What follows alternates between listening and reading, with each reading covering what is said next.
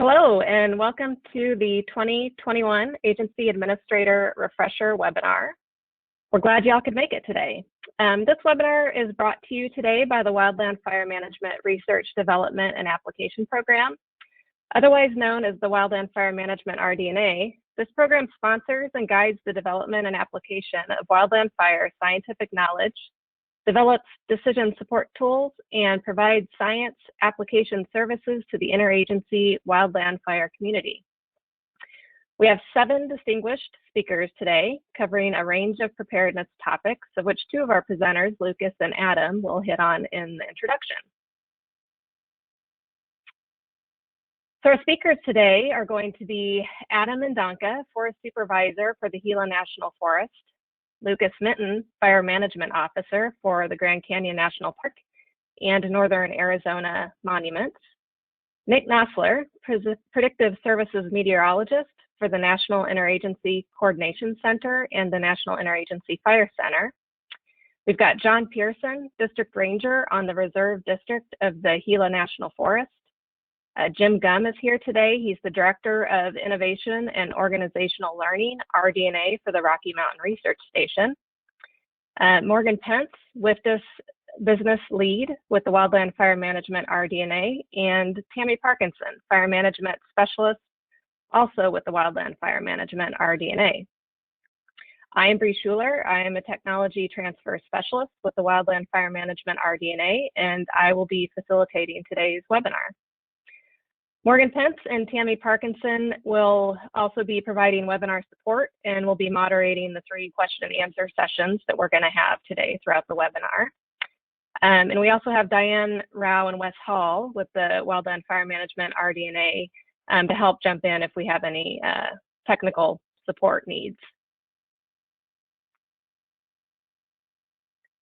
So some basic information before we get started. Speakers need to identify themselves prior to speaking. And when you're speaking, make sure that you're speaking directly into the microphone and try not to speak over others.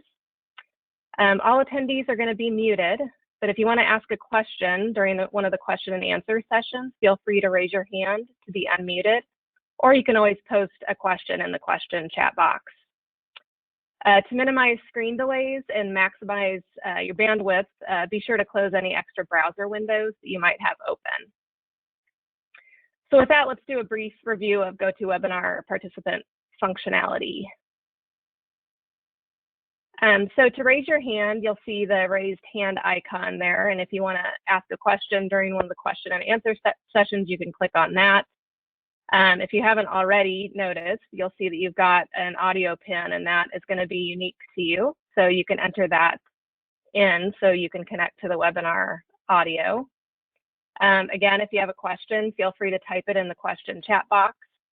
And although we won't be answering questions until those question and answer sessions, feel free to post questions as they come up, just so you don't inadvertently forget about them. If time doesn't allow us to get to your question, we'll be sure to get back to you via email with an answer. And you'll also notice that there'll be some reference handouts available for download near the bottom of the GoToWebinar panel. You can download those as soon as they get into that panel, or you can wait to download them off of the Rdna website when the recording becomes available. This webinar is scheduled to be an hour-and-a-half long, and that includes the question and answer sessions. And so with that, I think we can get started. Our first speakers today are Adam Ndonka and Lucas Minton. Adam Ndonka is currently the Forest Supervisor for the Gila National Forest in Southwestern Region 3. And Lucas Minton is a Fire Management Officer for the Grand Canyon National Park and Northern Arizona Monuments. He also serves as a Type 2 Incident Commander. So thanks for joining us today, guys. Adam, you're going to be kicking things off, and then Lucas will follow up with the summary slide that I can display when you're ready. So go for it, Adam. Excellent, thank you. So I want to start by thanking everyone for getting on. I appreciate you taking the time to join us. I also want to thank the group who put this together. So in addition to being the Forest Supervisor on the Gila, I currently sit as the Acting National Line Officer Chair for the Forest Service, which gives me the opportunity help with these type of trainings and presentations, and I'm always happy to give them. When I think about the importance of this training, it makes me think about the dynamic fire world we work in. And as an agency administrator, some of the things we have to adapt to feel recent years have been more difficult. And so if you look at last year as an example, busy, long fire season with COVID, pretty tough year, a lot of information came out over the course of the year. And so as an AA, I know I could feel like at times I was drowning in just the amount of information. So today, we're going to try to cover some key areas that we want folks to consider.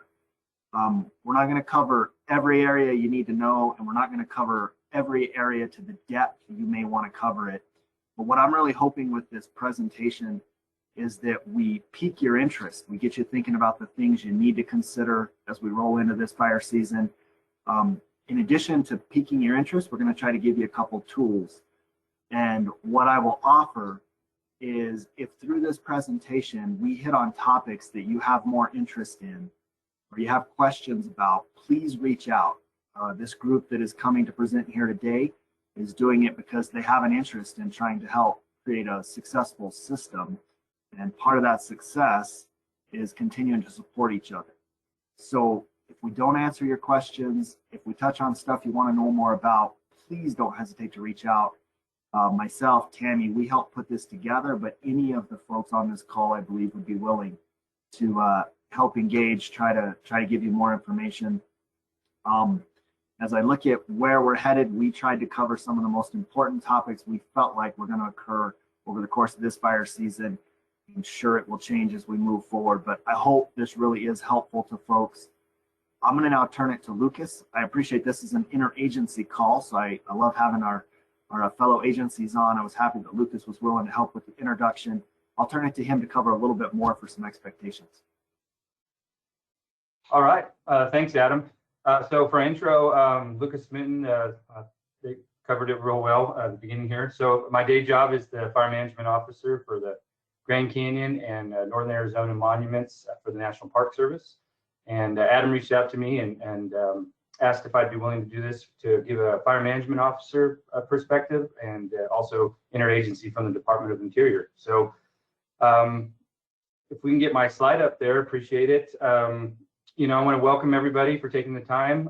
A few things that I really wanted to talk about real quick from a fire management officer's perspective was really the value of preparedness and planning as we come into the 21 fire season. We all know that last year's fire season was, well, had a lot of challenges, and it was also a real busy fire season. And I think there were a lot of lessons learned last year that I think we're going to take forward into this fire season. And one of those, I think, is the value of being prepared and having a good plan. So throughout this presentation, you're going to get a lot of great updated information on WFDS. Morgan's going to touch on that. You know, I'll just kind of bullet point there the value of assembling your WFDS team, you know, having that plan and conducting an annual WFDS refresher with all those key players. I think being prepared for an unplanned event will help us, you know, as we manage through that. So there's a real big value in that. John Pearson's going to talk about incident commander expectations. And I'll just, you know, wanted to talk a little bit about hosting incident management teams, something a lot of us never know exactly if it's going to be our turn this year to do that. But kind of irregardless, the value of being prepared to host an incident management team, whether it's developing an in-briefing package and having that ready to go, or really focusing in on the delegations, you know, that the agency administrators present to those IMTs. You know, delegations really do assist in the roles and responsibilities. Agency administrators have their teams, their READs and incident business advisors, their AREPs. And last year we saw the the necessity for those COVID reps. So I worked with quite a few of those on some campaign fires, and really kind of focusing in on the difference between the coordination versus the delegation as you assemble these teams. The next bullet point there, risk management and the value of interaction. Can't overemphasize the need to engage when you do host an incident management team and participate in those planning meetings. Have that good engagement, that good communication, and really talk about consequences of actions and no actions. And I think in my experience, that really helps with managing these incidents, especially as we move forward into the 21 fire season. And then lastly, we can't always practice, but we can simulate. And simulations are great to do at home units. They really engage everybody. They have you go through the paces, you identify gaps, areas that you need to improve things, and it really helps you get prepared for that fire season. And then I'll just close with just kind of reminding everybody the value of having your cooperator meetings, your interagency meetings, meeting with your neighbors. That's always a great way to be prepared when you have fires that cross boundaries and go into unified command situations. So can't overemphasize the value of that. And that's what I had for planning and preparedness and planning. Thank you.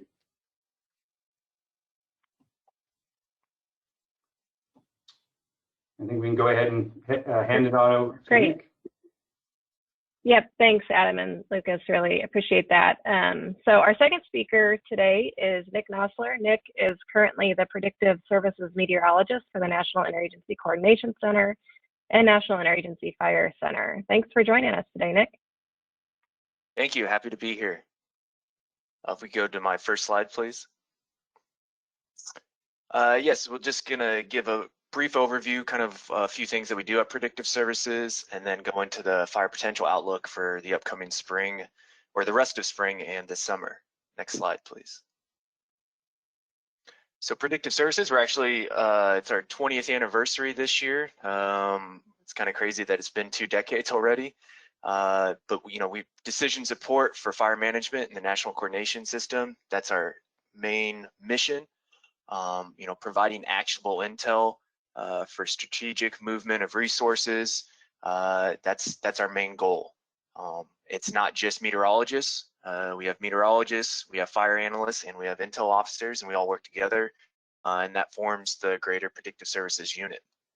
As I mentioned, I'm at Nick and NIFC in Boise here, but we also have 10 geographic area units spread across the country as well. Next slide. So one of our main products, you could, I guess, call it a flagship product, is our National 7-Day Significant Fire Potential Map. Hopefully you guys are aware of this. The website is there, and I can make this PowerPoint available after the talk as well too. But essentially each one of the GACs every day, or at least during their core fire season, produces a significant fire potential forecast.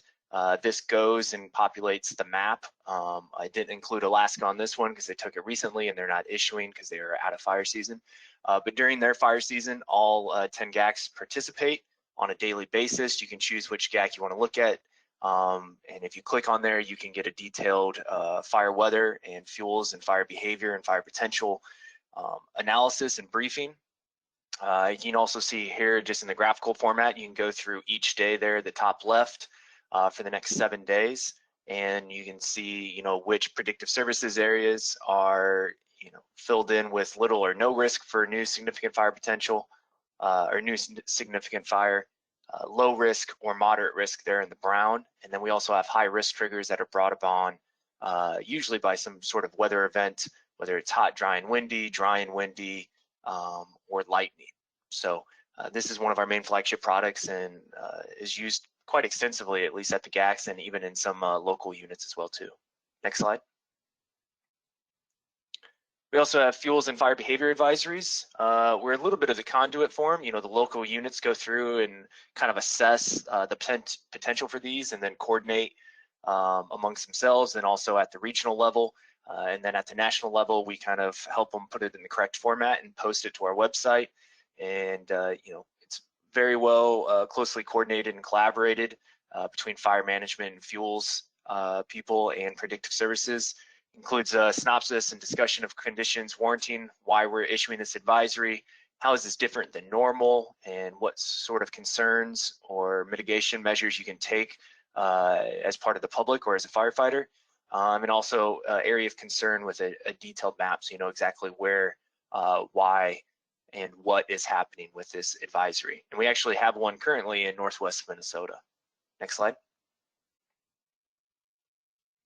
Something that I put together this off season, or I guess off season in air quotes, is one thing that we didn't have is each one of the individual GACs have fire danger plots, usually created in Fire Family Plus, and you can go through each one of the PSAs and see them, but looking at a national map, we don't have that.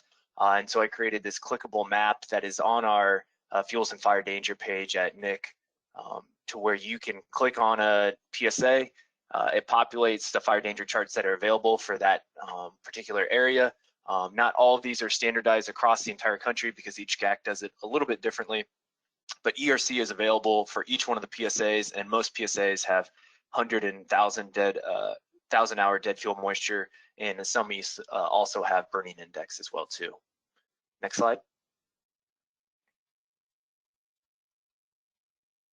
We also have the Roz Point ERC map. Nanette Hosenfeld developed this a few years ago, started in the Great Basin where she works, and we've also expanded this outward for Rocky Mountain area and Eastern area, and we're also in the process of adding other geographic areas to this as well too. But just a quick look of where ERCs are, what percentile, and are they trending down, up, or about the same over the last handful of days. Next slide. So one of the another thing that we have up in Alaska, but it's also available in the Great Lakes, is the Fuels and Fire Danger page that was created by Mesa West and University of Utah, and is still supported through there. And it's a phenomenal resource if you're not familiar with it. It really helps me with Alaska because, as you guys know, Alaska is just kind of different than the rest. They actually use the Canadian Fire Danger Rating System. But these websites have phenomenal data visualization and a lot of information for each one of the PSAs and each one of the stations there. And you can see lightnings available, active fires, some of the satellite data as well too. So a really great resource for kind of fuels and fire danger, and also some fire weather. Next slide, please. So what I'm about to get into is the National Significant Fire Potential Outlook. Just a little background on these. We issue these every month, and it forecasts fire potential or significant fire potential for the next 4 months across the entire country. You know, we look at current drought situation, current fuel situation, and then blend this with forecast weather and climate, using our expertise, reaching out to other people. It's a joint predictive services effort. Detailed discussions of the total fire environment, and then also we record a multimedia briefing each month. It's relatively short, 4 to 7 minutes, explaining everything that kind of goes into it. It's great for planning. You know, I know severity requests use this, and also fire managers using it to resource allocation and extensions for different resources. Next slide, please. So currently, as some of you may be aware, we're in a pretty exceptional drought there across the Southwest and into the Great Basin. It did not get better over the winter. It's not going to get better this spring because we're heading in kind of the peak climatological time for dryness and heat for the Southwest. So drought doesn't always equal wildfire, but it is obviously, when it's this long term and this extreme to exceptional, does kind of play a big part in what we're looking at. Next slide, please. The Climate Prediction Center's outlooks unfortunately have warmer and drier than average conditions across a good part of the kind of southern and central plains, and also into the Intermountain West. A little bit more uncertainty there. Parts of Southern California and the Southwest may get a storm or two that may help them out, which is what we're hoping for as well too. You know, just 1 or 2 good late spring storms for them can do a lot of good and kind of pause fire season, or at least shorten it before the monsoon arrives. Next slide, please. So looking at April, obviously we had the fires across the plains earlier this week. Still looking at, you know, due to the below average snow cover and kind of snowpack across the northern plains, above average potential there through April before green up, and that will probably last into May, but looking at some of the models and just phenology of the vegetation up there, it's probably going to start tailing off early to mid-May. So, but for April, definitely an area to watch. Also, Florida has been pretty dry, pretty much the only area in the southeast that's been that dry. And then obviously the southern plains into the lower parts of and southern parts of the southwest are of concern through April. Next slide, please. In May, you know, we're kind of reaching peak May and June there, peak kind of fire season for the Southwest and Southern High Plains, and even into the Southern Great Basin and far Southwest Colorado. And I don't think this will be any different given the ongoing drought and climate outlooks. Probably a busy May, probably a busy spring, and probably a busy time until the monsoon arrives there sometime in July. As you can see, you know, quite a broad swath of above normal significant fire potential there, and Florida continuing as well too with above normal potential. Next slide, please. In June, Florida will probably start trailing off in terms of potential as some more tropical influence start moving into the region, but at least through early part, maybe even the mid part of June, some above normal potential. In the Southwest, they're going to be in the thick of it there, and that's going to move into the Four Corners region there in southeast Nevada, southern Utah, and pretty much all southern Colorado as well too. And the east side there in the Pacific Northwest has missed out on kind of a fair amount of some spring precip, and that doesn't look like it will change. And so it could see an earlier start for their fire season as well too. Next slide, please. And then finally for July, the last month of our outlook, you can see the Southwest has been kind of taken off the map. Guidance indicates that we'll see kind of a normal timing for the monsoon and probably a normal amount of rainfall associated with the monsoon. So we're hoping for that. But that also means lightning pushing further up north into the Intermountain West. And given the exceptional and severe drought in those areas, probably above normal potential lingering eastern Nevada through central and northern Utah and into western Colorado and southwest Wyoming. And then obviously the ongoing drought and not a great winter snowpack or winter rainfall for the coasts of California and the Sierra of California. They'll probably start creeping above normal there by July with continued dry conditions there on the east side and the Pacific Northwest. That's all I have. Thank you. All right. Great, thanks, Nick. So next up we have John Pearson. John is a district ranger on the Reserve Ranger District of the Gila National Forest. He is an advanced agency administrator and serves as a Type 1 Incident Commander on the Southwest Area Incident Management Team 2. Thank you for joining us today, John. Go ahead and take it away. Well, thank you for having me, folks, and appreciate looking through the names of the attendees. Know many of you, and certainly hope that I fulfill your needs in the next 10 minutes.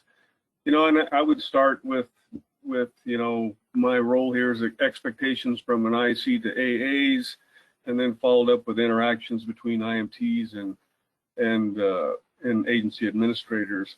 But I'd first start with an intro that is something like this. All of us that are serve or have served as incident commanders, you know, we're not equal. We're not created equal. We all have different styles of leadership, how we communicate, and we have different expectations when we go to various assignments across the nation.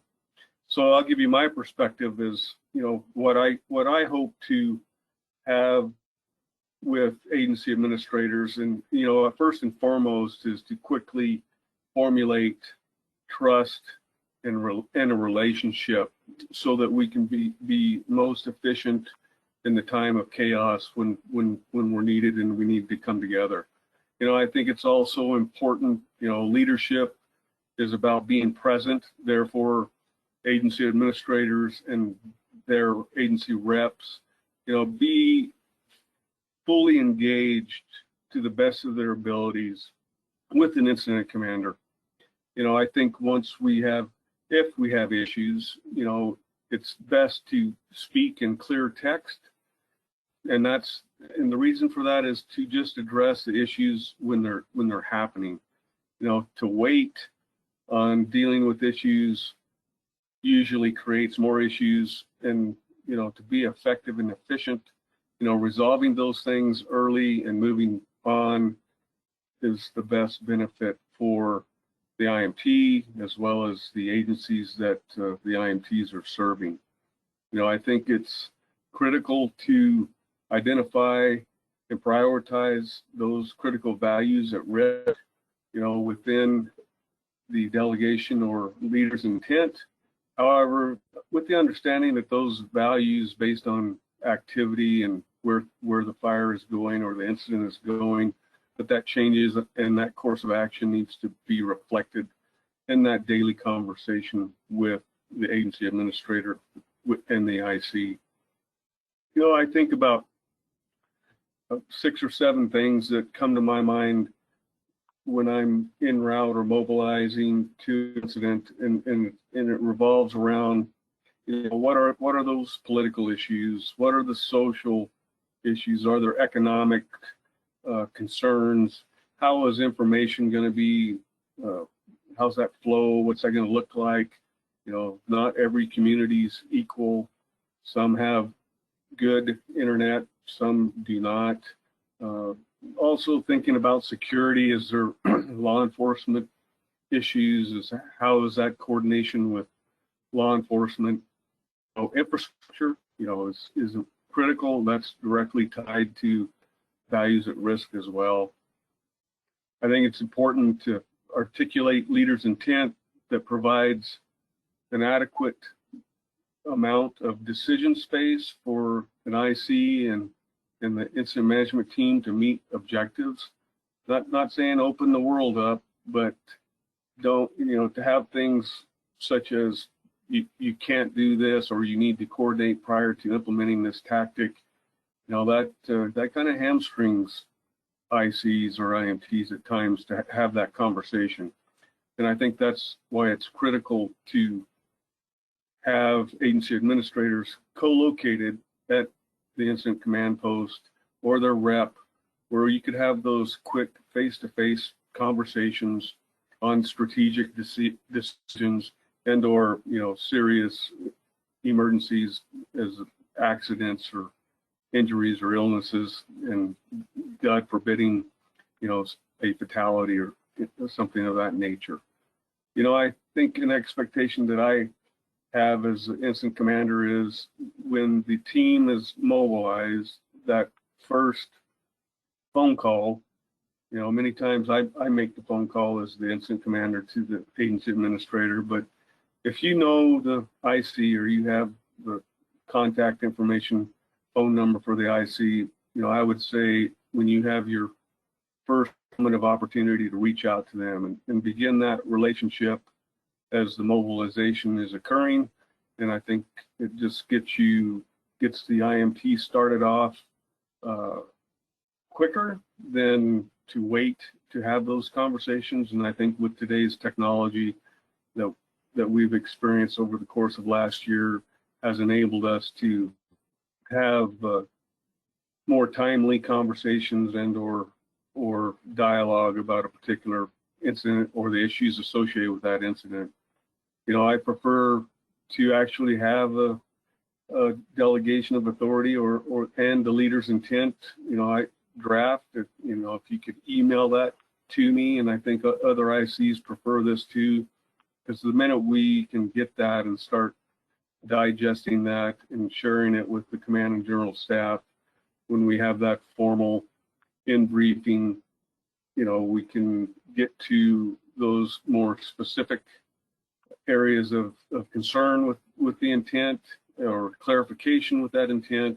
So I think that's important as well. And I think, you know, lastly is for the expectation, I know many times, you know, as Lucas mentioned, to have a pre-plan and understand the logistics of what the IMT needs are. You know, ICP is a critical thing, the incident command post, you know, where they're going to mobilize to, so the entire group can mobilize and be supportive for that particular agency or agencies that are involved. So that's briefly, some of the things that I think of and expectations that, or not expectations, but things that I really want to have in my hip pocket when I become mobilized to an incident. I think interactions between the agency administrators and IMTs, first and foremost, IMTs recognize who their boss is, and that is the agency administrator.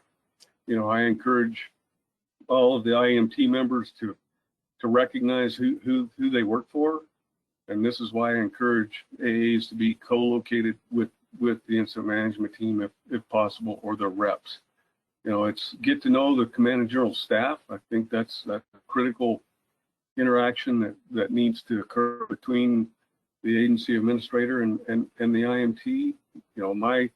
My leadership style is that I ensure that the command and general staff, I know they need to recognize who they work for, and I don't have to be asked by an agency administrator if you go talk to the plans chief or the finance chief or what have you. I encourage you to just have the wherewithal to go do that. I do ask that if there's a need or if there's a tasking that the IMT needs to conduct, that's utilizing that chain of command with the deputy incident commander or the incident commander, and just informing us what that need is so that we can be productive and responsive to those requests. I would also encourage folks to understand the dynamics of the team that they're in charge of. And part of that is understanding that meeting cycle, the planning cycle, so that you know when and where you need to be when there's that level of engagement that needs to happen and when it's appropriate. I encourage agency administrators, as an example, to attend my command and general staff meetings, when that's appropriate. Some ICs don't want that, but it's just ask that question, and I look at it more as it's an open door. We work for folks.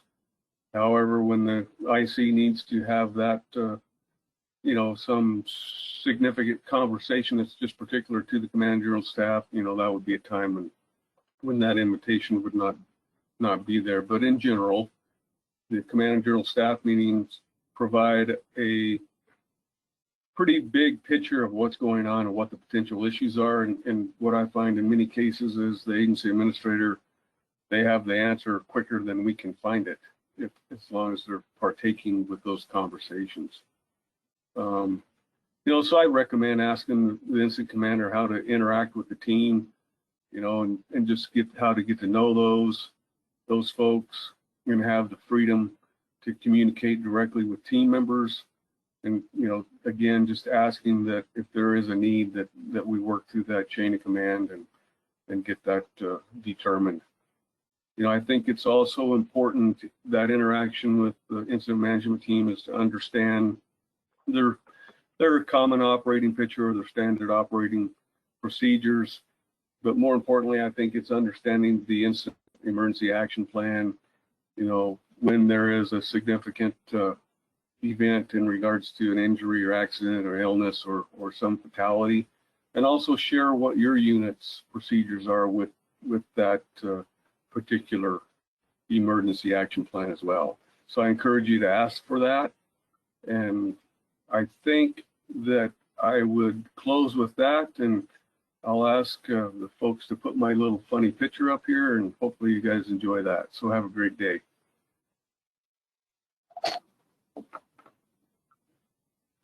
Okay. Thanks, John. So we've got a little bit of time for some Q&A here. I think we have 5 minutes in the agenda for that. But before we get to that, I'll touch on, I think some folks that might be having some sound issues, and we're thinking it could be a browser issue. So for those of you that are having problems with sound, you might want to try a different browser. And with that, I'll turn it over to Tammy to see if we have any questions. Yeah, thanks, Bree. So we have one from Nick. What is the time frame for getting the National Predictive Services products transitioned to NFDRS 16 that are displaying BI, ERC, and 1,000 hour, et cetera? Fantastic question. I almost feel like that was planted. We're working on it this year. Two of our members, Chuck Maxwell, Shelby Law, and also Steve Marion, are working, at the forefront of this transition. And that is our goal, is to be off of the G model by next fire season. I know that's a dangerous thing to say because that's what everyone always says, but this year is kind of the transition, and then hopefully this fall and winter we're able to make a full transition to NFDRS 2016 for all of our products and all of our output.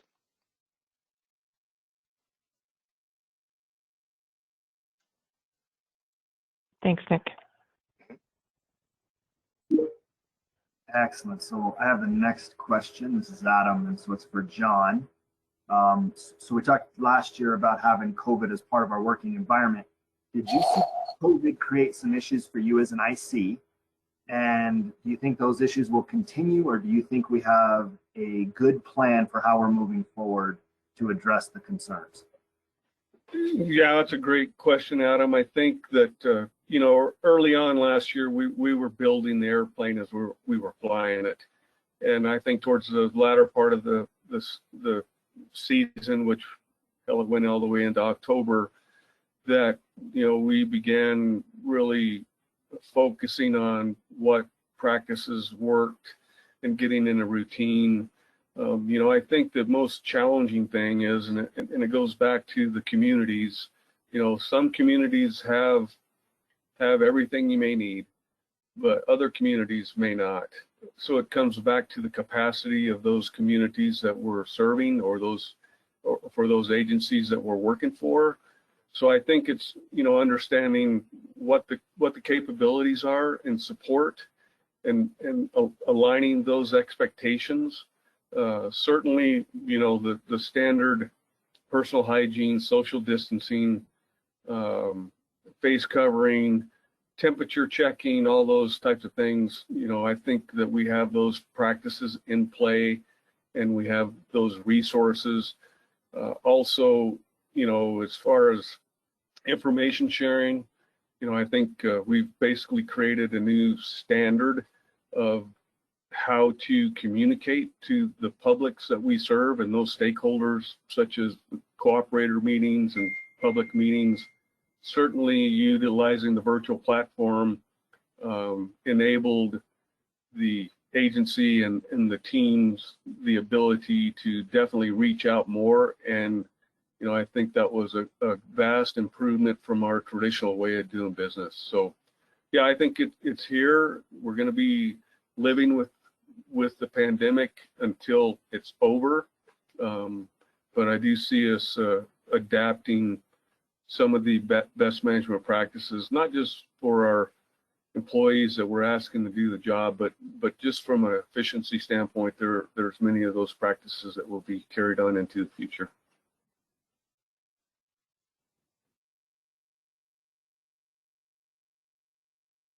Okay, great. Tammy, do we have anything more, or are we ready to move on?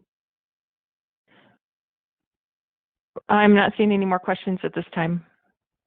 We're good, thanks. Okay. All right, so our next speaker is Jim Gum.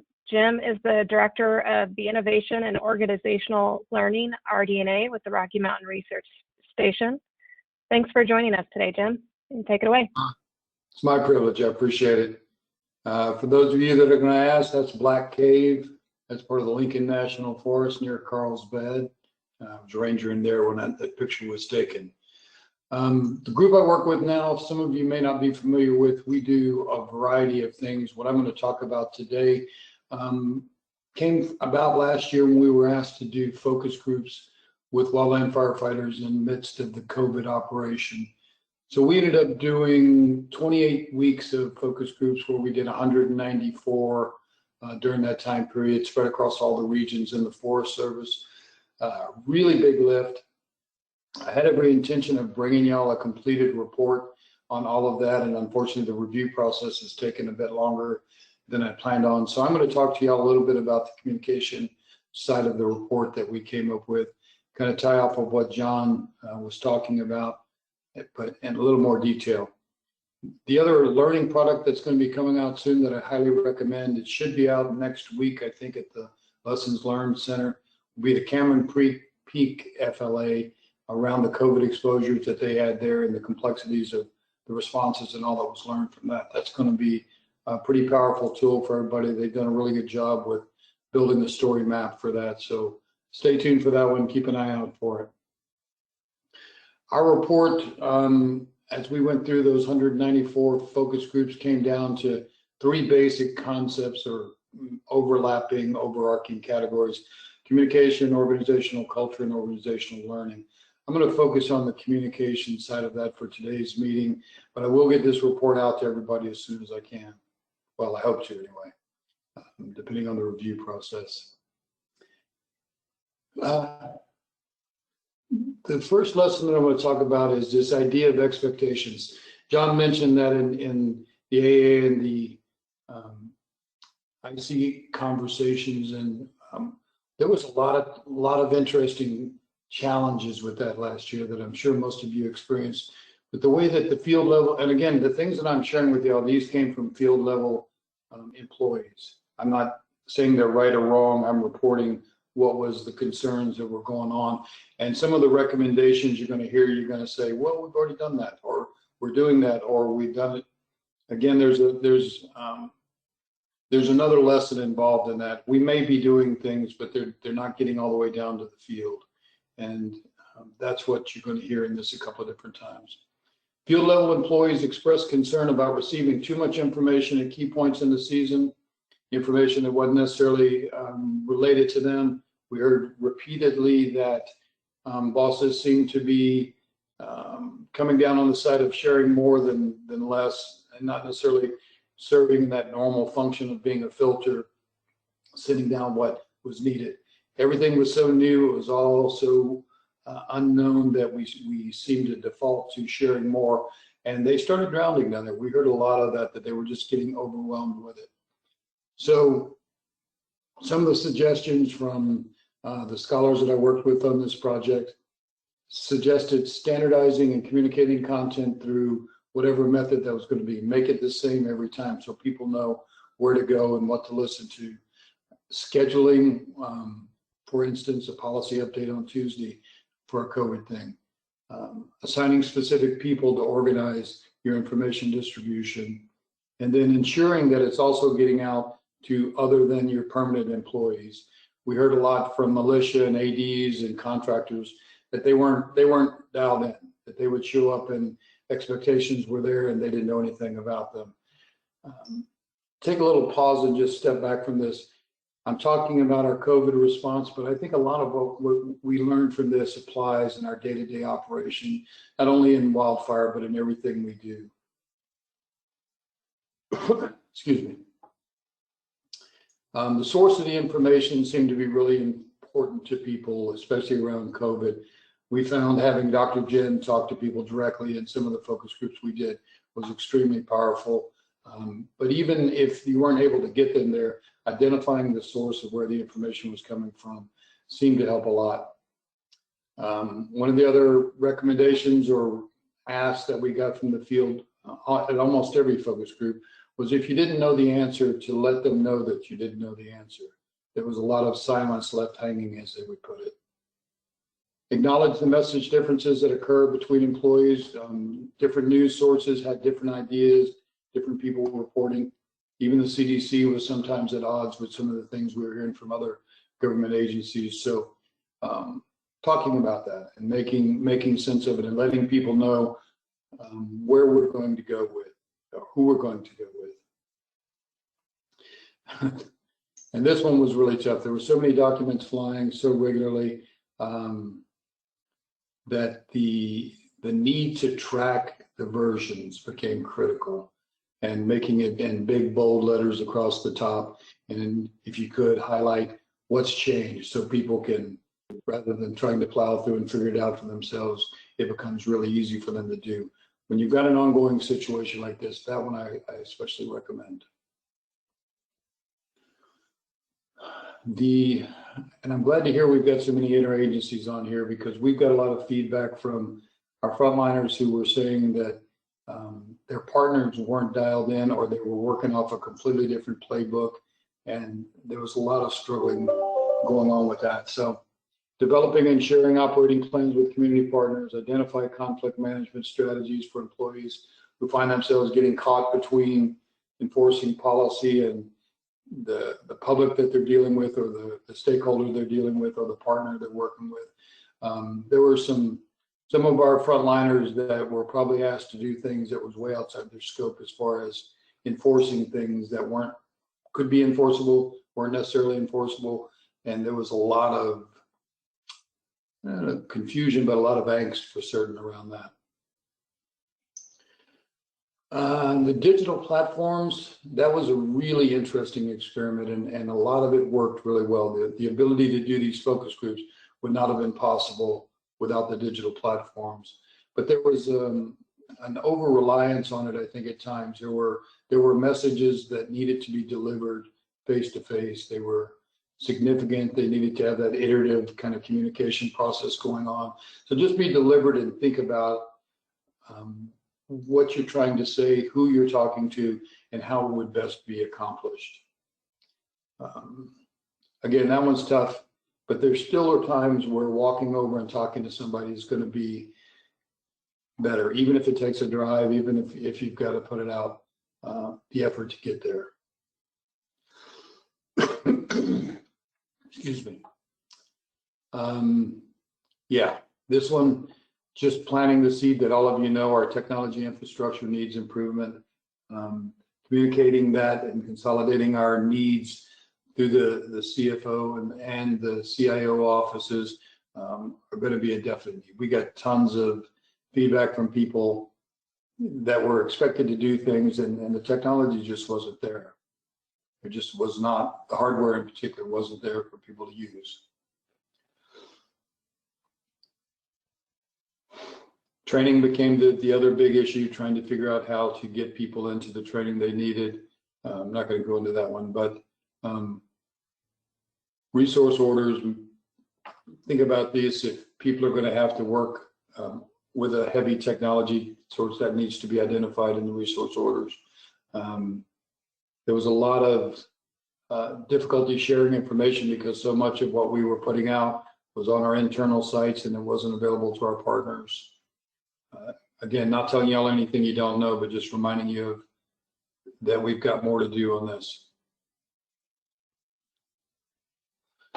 Then one of the strangest things that came out of this, almost, again, at every focus group that we did, was people felt simultaneously overwhelmed by information and uninformed.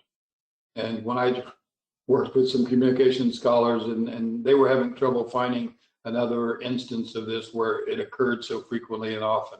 But this was an ongoing challenge for us throughout this. People would push back and say, we're getting too much, but we also don't know what we need to know. So I don't have an answer for you on that one, but it does make us think, or should make us think, to be more deliberate on our communications, what we share, and what we don't have to share, we don't share. And I think I'm about there on my time. I think I'll go to the questions now and see what we've got.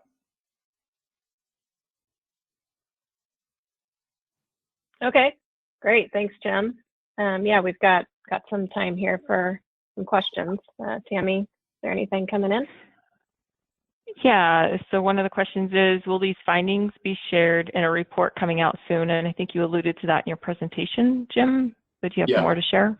Yeah, sharing with COVID responses is still a little clunky. We have to get some WO approval, and that's taken me a little longer than I had expected it to take, but it should be coming out relatively soon. The Cameron Peak one's going to have a lot of stuff in it. That FLA on there is extremely complex. They put a ton of time into the storyboard, story map that they made for that. Highly recommend that. This report's going to be valuable as well. But that Cameron Peak's going to be one I could see you sitting around with your folks and going over your contingency plans, and it being a really useful tool, the way it's set up.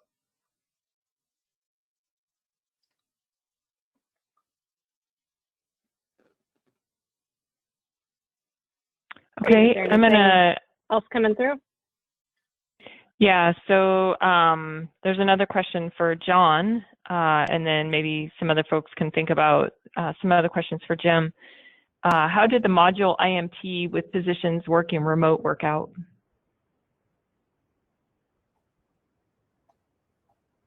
So I think that, can you hear me? Yes. Tammy, can you hear me? So if I understood the question correctly, how did the modules in the virtual setting work out? Is that correct? Yeah. Yes. So, you know, I think certainly we utilized virtual situation units that were efficient. We found that that was fairly efficient. The virtual check-in and demo process, those worked out well. Actually got several positive comments from the actual resources that were coming to the fire. You know, I think that they also on scene, which was not virtual as far as being away from the incident, but the way that we produced logistically for food and supplies, that worked well. You know, certainly I would say that I could say that at least on the 6 or 7 assignments that we had, there was a handful of other camp crud, which was unheard of. So I think definitely some of those practices, like I was saying earlier, would continue, such as the virtual public meetings, the virtual cooperator meetings, and such. And it certainly, the stakeholders appreciated not having to drive 2 hours for an hour meeting and then drive 2 hours back. So they could remain engaged virtually. So I think it was a definite benefit.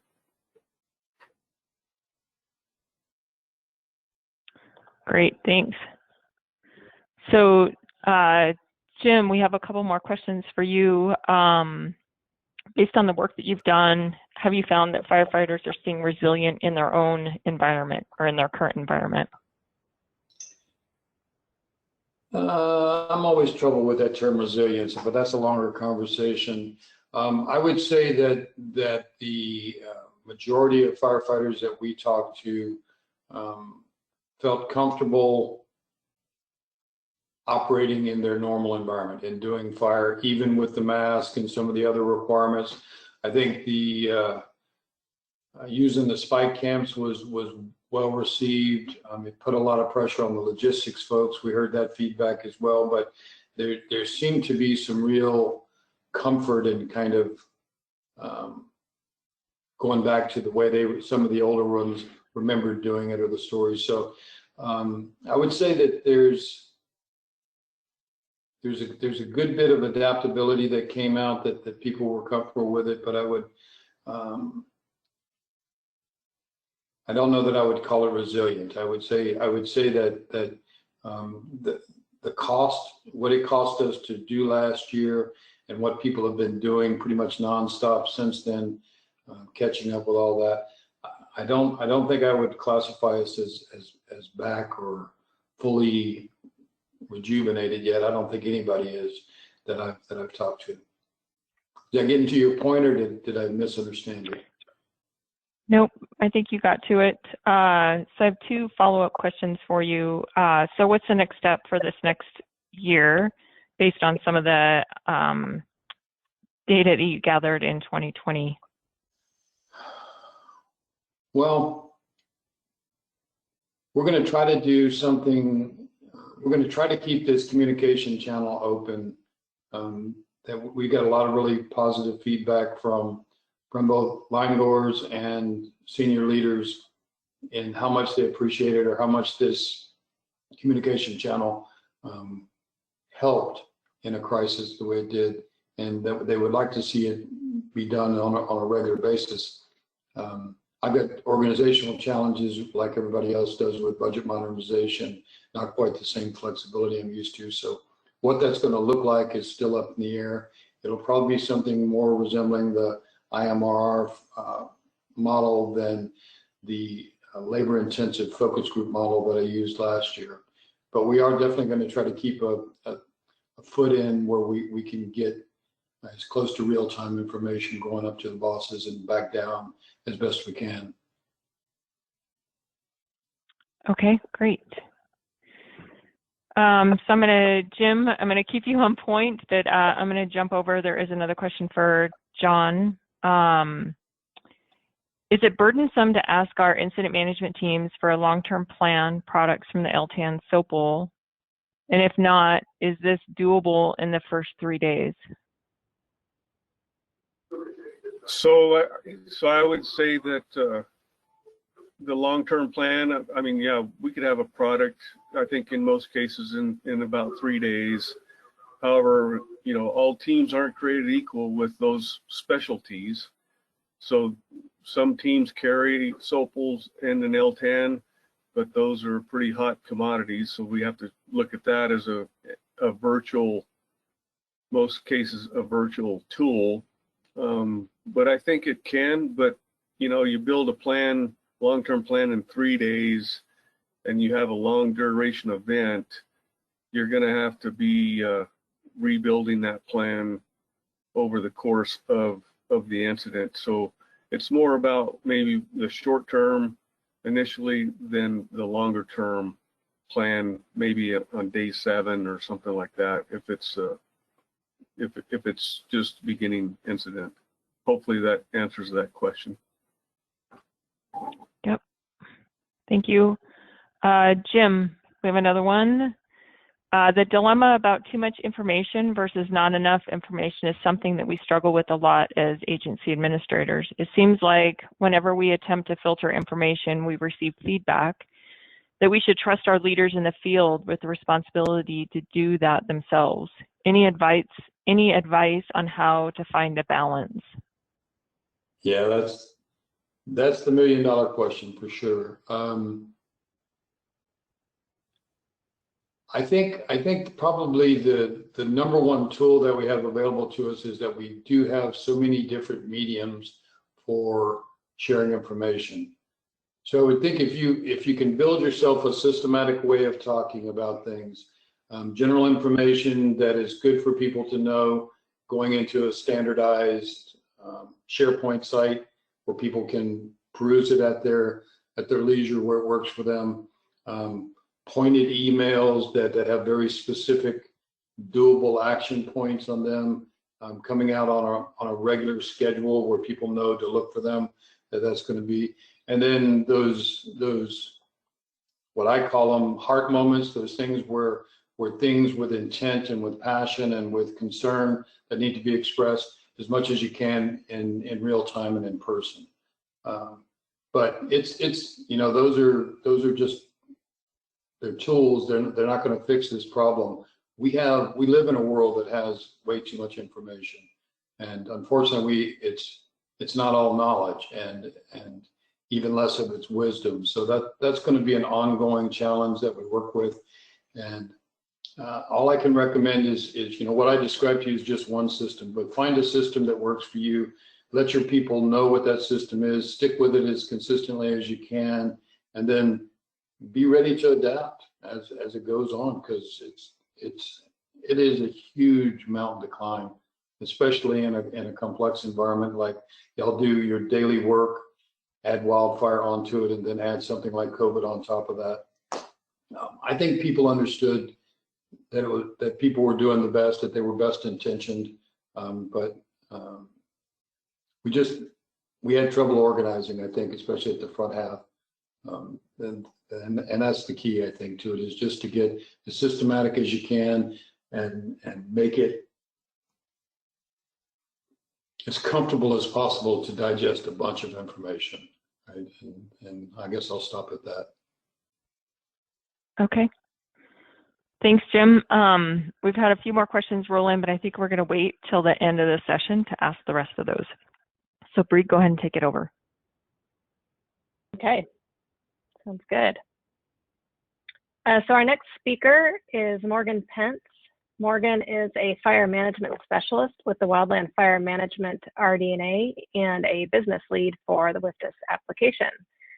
Thanks for being here, Morgan. Go for it. Okay, good afternoon, everybody. Can I get the next slide?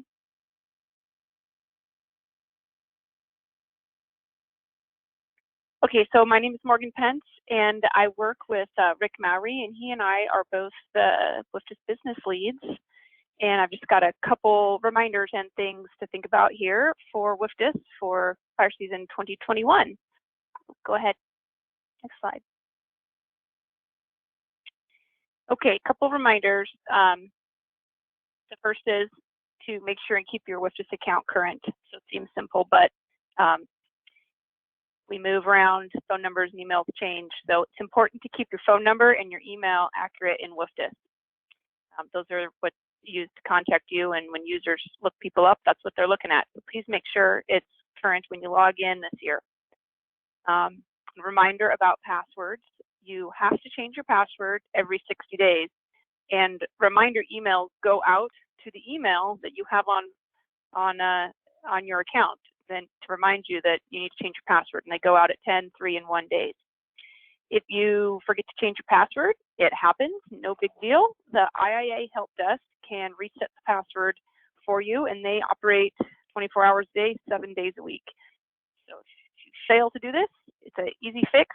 Reach out to the help desk, and their contact information is on the WFDIS login pages and homepage. Now, your account will become disabled if you have not logged in 270 days. So think back to, if you haven't been in to WFDIS yet this year and your password's expired, think back to when it was last fire season that you were potentially in WFDIS. And if it's getting close to 270 days, or you're maybe even over that now, your account is close to being disabled or is disabled if you've gone past the 270 days.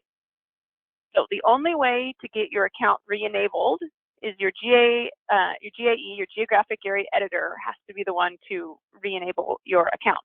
So I recommend you get into WFDIS this spring before you know you need it. Make sure your account is not disabled, and make sure your password is current. If you are disabled, you have to have a Geographic Area Editor re-enable your account. I'll show you on another slide here how to make sure you know who that is. And then the help desk will also need to reset your password. And again, they are 24/7 operation, and they do a great job of resetting passwords for our users. The next message I want to get out for fire season WFDIS 2021 is that there's no large-scale changes in WFDIS for this fire season. So it's just, for the most part, it's the same beast as it was last season. So you should not be expecting to go in and see buttons changed or new functionality or something different. It's pretty much the same. We have made some improvements with bugs and error messages and warnings to try to improve the system there. But as far as functionality, it's the same with this. We did make a security change in November. So if you haven't logged in since November, when you go to log in, you're going to notice that you have to select a new security question and answer. And that's pretty minor, but if you haven't been in there yet, expect to see that happen. And then we have a 2021 need to know document for WFDIS that'll be posted to the homepage pretty soon. There's nothing earth-shattering in here. Again, the main message is that WFDIS is, by and large, the same WFDIS it was last year, and the improvements we've made have been around bugs and error messages to try to improve the system so that we can be even smoother this next season. Next slide. So I have a couple slides here, something to think about if you're new agency administrator, but maybe these are even applicable if you're not new. Good reminders. So it's important to know who your geographic area editor is. This is the person that can re-enable your account. But they're also the go-to person for units with policy, planning, and WFDS admin issues and questions. So the screen is small here, but essentially what I'm trying to show is there's an address book in WFDS that you can go to, and you can filter down for geographic area editors for your agency and in your geographic area. So you can find these people by using the address book in WFDS. Another thing, if you're new or if it's been a while since your units needed to use WFDS is, and I think Lucas mentioned this at the beginning too, it's important to be familiar with your fire planning data in WFDS. So ask your WFDS data manager for WFDS walkthrough so you can see what the spatial data looks like for the units that you manage. So when you need it this summer, it's not foreign and you understand exactly what it looks like and what your data shows and what's going to pull in to your decisions. You could also, if many units put on local refreshers, they're probably most of them virtual this year as they were last year, but ask your units if they're putting any on and attend them so you can practice with the team and make sure you're part of seeing exactly how it works. Next slide.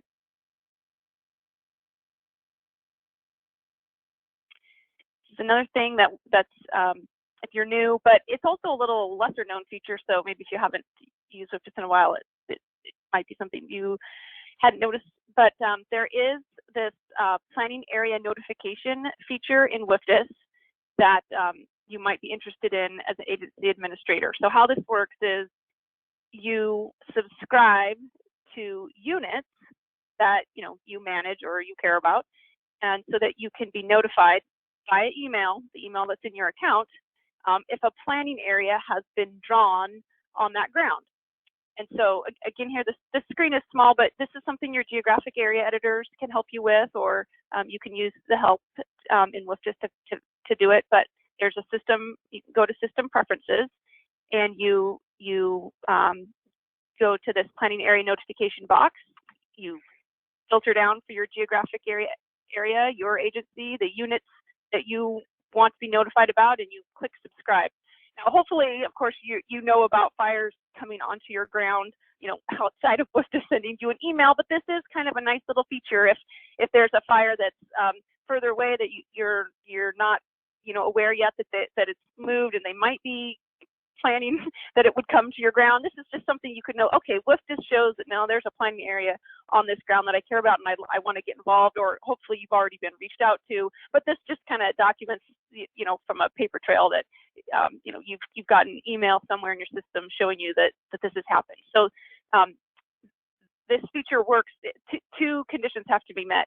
One, there has to be a planning area on the ground that you've subscribed to, and then two, there has to be a draft decision created. So once those two conditions are met, then you will get an email letting you know that this is occurring, and this is tracked in the incident history. So if you want to see who else has been subscribed to that unit, they would have also got the email alert. You can look in the history to see that. Next slide. Okay, we do have some tools and resources for agency administrators that are on the Rdna's webpage that help provide some documents on what sort of things you might look at doing for refreshers and trainings. And Tammy's going to talk about these next, but I just wanted to point out that we do have this toolbox, and there's resources here that can help you get refreshers ideas for WFDS and things to think about and look through ahead of time. And next slide. Okay, so now WFDS in 2022, not this season, but next season, if you haven't heard yet, the WFDS Next Gen team is scheduled to launch Next Gen WFDS in the spring of 2022.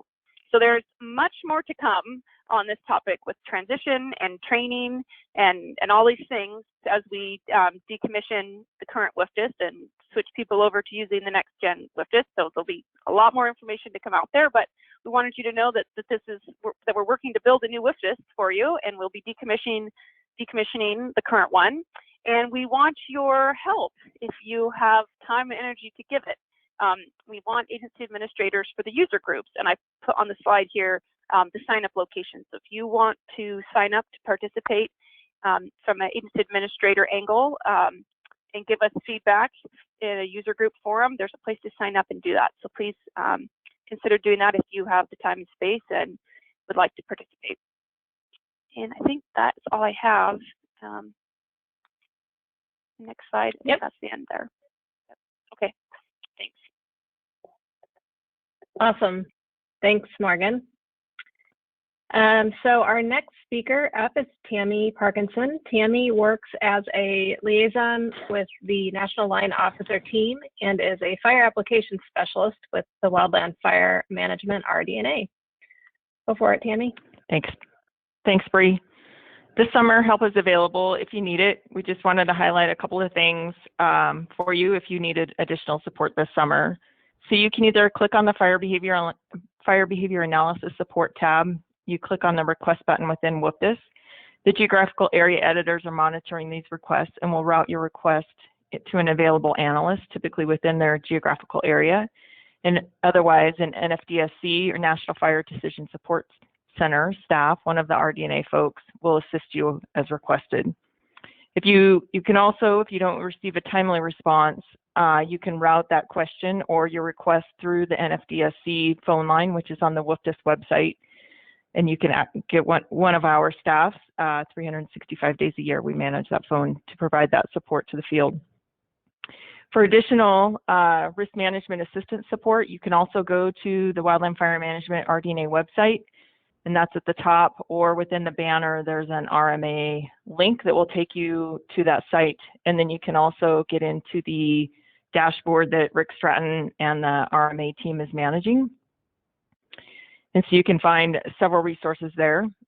Agency administrators looking to support, or you have inquiries about the AA training assignments or certification program, you can look on the AA resources and training site, which is also hosted on the RD&A site. And there is some discussions with hosting up some other BLM or other DOI type information off of that site. So if you have information that you would like to share, go ahead and send it over and we can help you get that hosted. Next slide, please.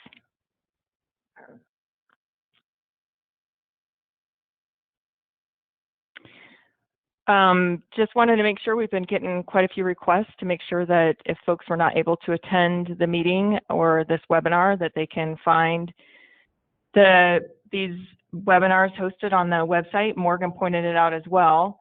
But then you can also go back and look at prior refreshers that are hosted up there to see if there was other topics that you would like to discuss or hit on with your local units.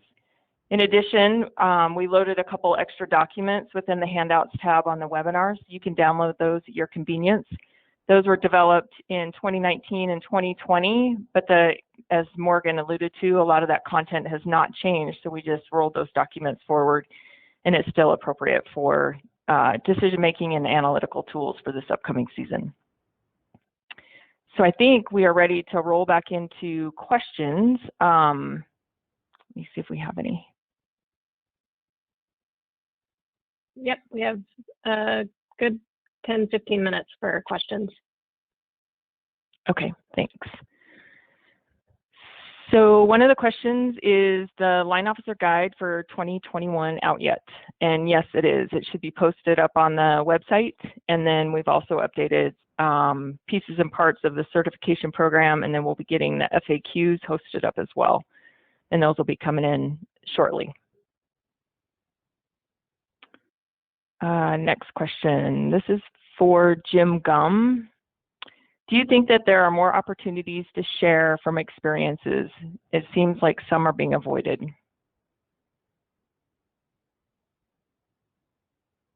Yeah, I'll need a little more detail than that. We definitely haven't captured everything there is to learn, even from just the COVID experience with 194 focus groups. That's still a small sample of people. So if you could give me a little more meat on that bone, I try to answer it better. Okay, I'll see if the attendee can put that, maybe put a little bit more meat around that question, and I'll jump over to another one for this point in time. Let me see. There's another one for Jim. Oh, wait a minute. Okay, so speaking of information, understanding about medical privacy, do we have any current data on the percentage of fire personnel that are vaccinated? As far as I know, that hasn't been documented, at least not that I've seen. I did do a small focus group and asked about firefighters' willingness to get vaccinated and any challenges they had with it. And the numbers ran about the same as what the CDC was seeing nationally, somewhere around 46 to 52% of people said that they would get vaccinated as soon as possible, and then varying degrees after that. So, but my anecdotal information is from the people that I've talked to that are red carded is the vast majority have been vaccinated by now or in the process of getting vaccinated. Okay. So there's, for Alaska analysis request, there's a little bit different process, and it is hosted on the BLM website. We can make sure that that link gets out, or we can share that information on our GA editor website. Thanks for bringing that up. And we have one more question for Jim. So it's kind of a question / comment, so I'll read it slowly. I think the outcomes from the focus groups are not surprising, given we were building the bike as we were riding it last year. I do think we are way further along with COVID protocols to help alleviate some of these concerns. Did anyone in these focus groups, aka ownership, that they could have asked more questions if they wanted more information, or mentioned that it was information overload to the leaders? I think I don't remember that in particular somebody saying that I should have asked more questions, but I do think they learned how to parse the information as they went along, kind of like all of us. And I agree with you. We were, I had a group of academics, communication professors, risk management communication professors working with us, and they were astonished at how well we did. And as far as they knew, there wasn't anybody else that was diving that deep into getting real-time information from their field operators to the senior leaders. So we did do some things really well last year, and I think it was recognized at the field. By the time we got towards the end of the season, we were seeing a lot of appreciation for what was done. I think the majority of the angst that I'm relaying probably was the first half of the season, and then it started mellowing out after that. But there were still challenges throughout, and it varied by the phases of the season. You know, when we were doing these, we were talking to people that were, you know, like the Southwest was into it right there when we started talking to them, and then other parts of the country obviously were still got snow on the ground. So we took them through that whole cycle of the fire season and the post-fire season, the pre-fire season. And it was an interesting learning experience for everybody, but they did pick up, you know, a lot of the lessons learned from the Southwest got distributed well. The IMRs worked well. We got a lot of great feedback about those being very helpful. So all in all, I would say that it was, considering where we started from and how much was thrown at agency administrators and line officers and the firefighters, I was pretty impressed with everything that we did. Great, thanks, Jim. One other question I have here, and this is kind of for Adam or some of the other folks that have worked with the risk management assistance. What are the top 3 RMA products that AAs are asking for? Can you hear me, Tammy? Got you. Yep. Thank you. Excellent. Okay. So a couple of things we're seeing right now on the RMA side. About 3 to 4 years ago, we tried to roll out with some new products around containment difficulty, suppression difficulty, and those products that mirror that are some of the hottest products we see. We're trying to get some of those products put into WFDS, so we're trying to make it more streamlined. We still hit our analyst pretty heavy when it comes to those type of products. There's just lots of fires and not a lot of folks who can produce them. Another product which we're really pushing and we see folks using is the actual trade-off analysis. So when RMA really got rolling, it was all about the trade-off analysis, and there were these products that supported that trade-off analysis. We saw folks tend to want to use those products quicker than the actual analysis itself, but we're seeing that balance come in now. So so those would be two of the heaviest requested that I see, or the products that folks are actually using. We're going to continue on the RMA side to try to institutionalize the work that we're doing. So while we talk about products and risk management or a risk trade-off as a product, we really want it to become the way we do business. And so it's the standard tool everyone enters into a fire discussion with. So we have strong conversations around risk-based trade-offs. So that is where we're continuing to try to push to have folks understand those. I suspect we will continue with Rick Stratton and his group to look at other opportunities to provide additional tools for the trade-off based discussions that we have.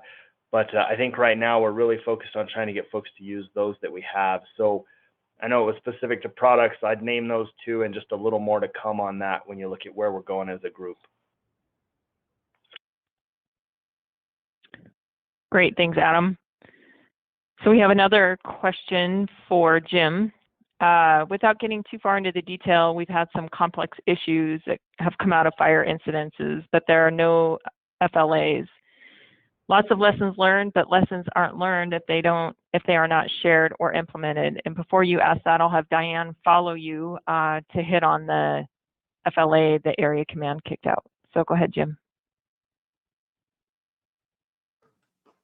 So if I understand the question, how do we capture the learning from events where there's not an FLA? Is that what the question is? Right.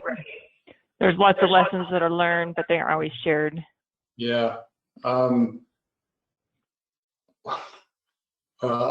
tell you about things that are coming, but one of the things that we're doing in my group that I should have a pilot out by the end of this fiscal year, we're calling it as a working title, a histo map. It's going to be based in a GIS platform, and we're calling it a visual learning system that's going to allow people to go through and anywhere we've got a data point cross-connected with other data points, basically a really sophisticated learning platform. And one of the attributes to the pilot that we're experimenting with right now is the ability for you to upload something. So if you were looking at one of the FLAs and going through the process and you had something that added to our understanding, I'm going to have a way for you to upload data to it. You know, it'll come through my group and they'll crunch it and you know, field test it and run it through other systems and see if we have other like components. But we're looking for technology interventions that'll help us do that. But the other point on it is to share it as best you can through your local network and then get it to me. You know, I get emails from folks pretty regularly about things that they're working on or ideas that they've had or challenges they have, and can't guarantee you that I can get to it anytime in a timely manner, but I'm certainly open to hearing about it. And the other part is FLTs are great for that, you know, sharing the learning, RLTs if they can get up to that level. Adam and his in-lot is a great place. We were talking about that, about how to use in-lot as kind of a clearinghouse for innovations at the line officer level. I think there's all kinds of opportunities like that we just have to take advantage of. And I don't claim to have anywhere near all the answers. I'd like to partner with anybody that has something like that. But I think Adam's group, I think that InLive group is one of those places that could really make a difference in this kind of non-formal FLA learning review learning that we have going on out there.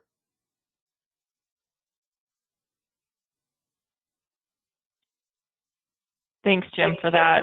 Diane, do you want to hit on the information with the FLA that you know about? Yeah, sure. Thanks, Tammy. Yeah, this past fall, I was involved with an unfortunate spreading event with Air Command in Northern California, and I know that they're wrapping up an FLA for that particular event, and it should be out in the streets here soon. And that was a really insightful and well done report from my perspective. I think it was very thorough and essentially provided a window into an event that occurred when 13 of us were working essentially in a conference room, coming and going, and 9 of the 13 ended up positive, testing positive, within the week after the assignment. And so it really went into a lot of the behaviors about what contributed to it, what didn't. And yeah, so a lot of good information in that when it does come out. And like I said, we provided review to the draft in recent weeks, and so I would think the final FLA should be coming out soon.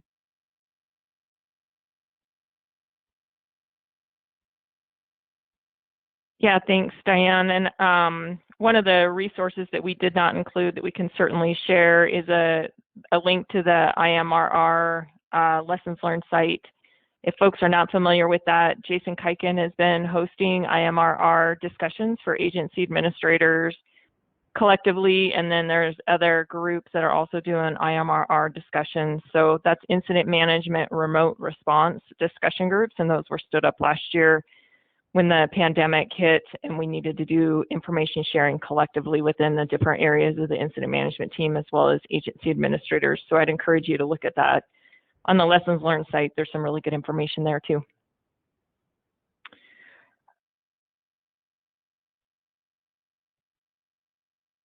How are we doing on questions? Are there any other questions out there? Or are we ready to wrap up?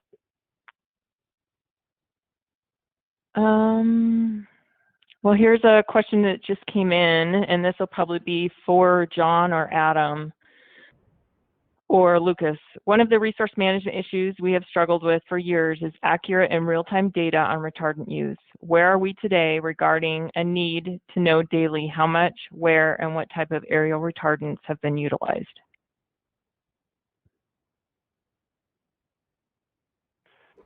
So this is Adam. I will start this and ask for anyone else who has something to say. So Forest Service side, right now it's less about how much, it's more about where. So for the Forest Service, we have retardant avoidance areas, which link normally to like T&E species for us or other sensitive sites. So we continue to track that. We give that information to the teams. If there is a drop within an avoidance area, then we need to go out, investigate what occurred. And I don't mean all the ins and outs, but we need to know where, what's the impact. So like for me on the Gila, it's a fish issue. I need to go out and see just how much retardant potentially ended up in like a waterway and what those effects are, so I can document that. And normally I'm working then with Fish and Wildlife Service to notify them because of that threatened and endangered tie. So it's still an important topic. We still need to make sure we communicate with teams if we've got avoidance areas as an example or other sensitive sites where we don't want retardant. And then if there's a mishap, we just need to document so we have a record as to what occurred and we're following up. Accidents definitely happen. And so I would say it's not a got you. It's simply ensuring that you followed through with the documentation and we've tracked if there were impacts, what those are. So I would say that from the Forest Service side, I would ask John as an IC anything to add, anything different, and then Lucas from a DOI side, anything different. So you can go first there, Lucas. Okay, so from the Park Service side, same kind of issues. I think there's a huge value in tracking that for a number of reasons. A lot of times we have mandate consultations with Fish and Wildlife.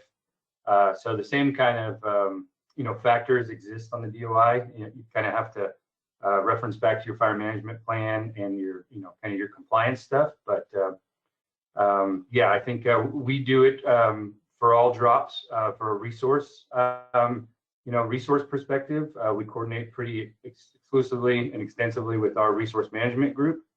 So we're always doing that on the Park Service side. So yeah, that, both Adam and Lucas, that's from the resource and the agency perspective of, the need to track those aviation assets in retardant is in regards to, the various needs for either post-fire or during fire as it pertains to resource concerns. But the method of tracking, so each retardant plane, whether it's the VLAT or a seat, they do have a device that basically tracks where they've dropped. And that information is in I don't know the specifics of the acronym, but it's called AVU or FU. But that information goes into the tanker bases, and then that information flows back out to the air operations group section chief and can be downloaded in that manner. There are some glitches. There are some, it's not top secret stuff, but it's sometimes hard to get that information in a timely manner. I've had to, and most ICs have had to track the retardant use, where, the location, how many drops, how many gallons, what have you. But it is out there. There's a way to get it, and generally that's another reason to be engaged with the command general staff positions and other key functional areas on an IMT, is just to go ask that Air Ops branch director of how to get that information. And many times, if it's something that's needed right away, they will just go and recon and map that out. Now, they won't know the gallons or the number of drops, but they can map that out. So hopefully that answers the question there.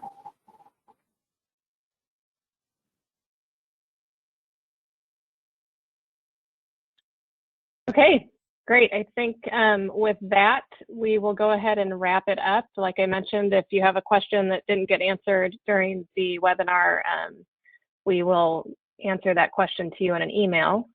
So both Tammy and Morgan, thanks for moderating the questions. Diane and Wes, thanks for being on standby for technical support. And remember that you can visit the Wildland Fire Management RD&A homepage to access the agency administrator and decision support toolboxes. There's a host of other helpful reference information as well that supports wildland fire managers, analysts, and those supporting units in geographic areas with WFDS related tasks. So with that, thanks for attending. Have a great rest of your day.